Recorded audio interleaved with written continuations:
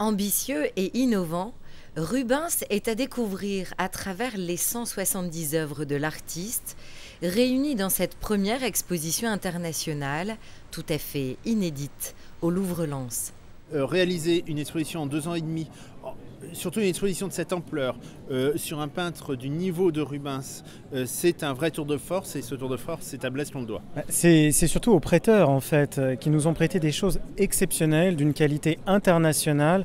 Vraiment, ce que vous avez là, on pourrait rentrer à New York, sur la 5e avenue, vous y êtes. C'est la même chose, on n'aurait pas mieux.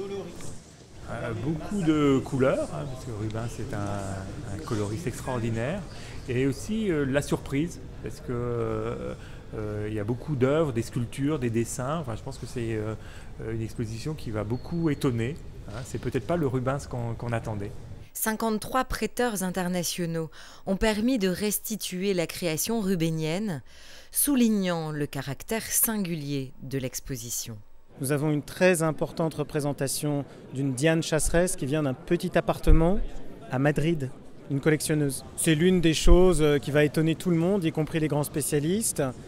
On sait évidemment que Rubens a été un voyageur, qu'il avait cette dimension européenne, mais les comparaisons avec les artistes italiens, voire les œuvres sur lesquelles il a réfléchi et travaillé, c'est évidemment un parcours tout à fait nouveau et une vraie découverte. C'est grandiose parce que la Galerie du Temps, vous cheminez parmi les chefs-d'œuvre de l'humanité, créés tout au long de 45 siècles, en toute liberté. Et là, vous avez au fond un projecteur qui est mis sur l'un des plus grands artistes européens, et le parti pris de le présenter d'abord comme un Européen, comme un artiste d'une Europe qui doute, est un parti pris remarquable.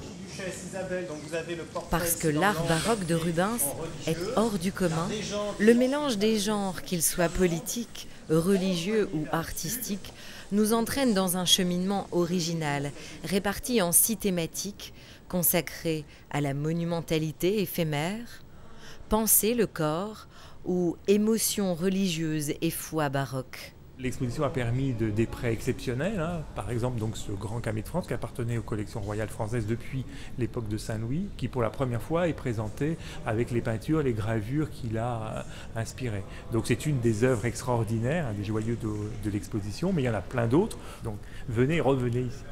L'Europe de Rubens se veut un hommage où l'on ressent toute l'immensité de l'Europe des puissants du XVIIe siècle.